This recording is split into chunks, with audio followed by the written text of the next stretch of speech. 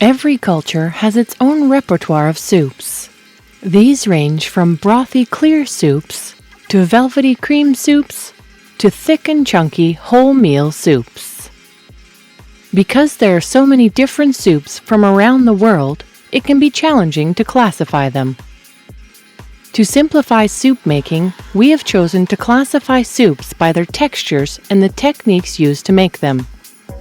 In this lesson, we are going to focus on the first category of soups, which is broth-based clear soups.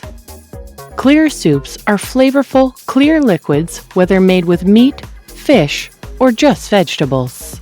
They are often accompanied with some garnitures such as meat, vegetables, dumplings, or noodles. Classic examples of these soups are matzo ball, Italian brodo, Vietnamese pho, commonly called pho, and chicken noodle.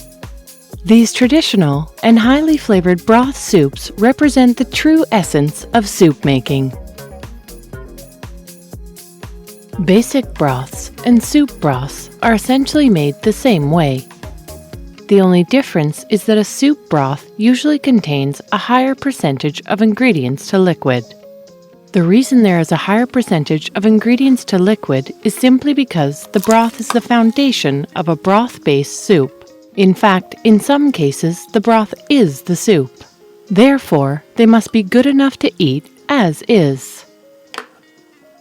Without a good broth, it won't matter how many added ingredients there are. The soup itself will lack that depth of flavor.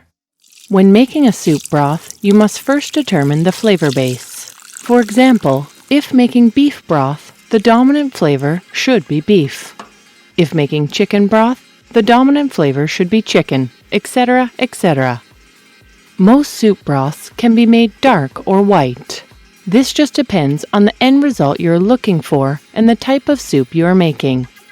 To walk you through the process of making a soup broth, we are going to use chicken as our example. The first step is to prepare the main ingredient. For broths, the meat is generally left on the bone for added flavor. A whole chicken can be used, however the disadvantage to using a whole chicken is that the thighs take much longer to cook than the breasts. Therefore, the breast meat can dry out somewhat by the time the rest of the chicken has cooked through. Cutting up the chicken allows the pieces to be removed as soon as they are just cooked through. Here we're using only chicken legs as they have plenty of fat and connective tissue, which lend a great deal of flavor to the broth. The ideal pot used for soup making should be tall and skinny, rather than short and wide. This allows the ingredients to fit snugly in the pot.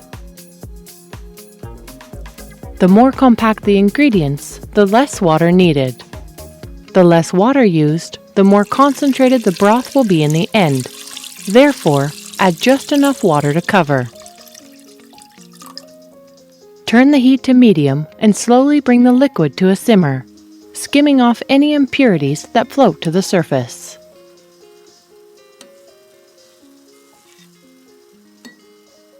At this point, you can continue to simmer the broth. However, a common practice is to drain this murky water. Clean, cold water is then added back to just cover the ingredients. This process is known as blanching. Blanching is not essential, however, it is done to ensure a very clear broth. Once the water comes to a simmer, continue to skim as needed.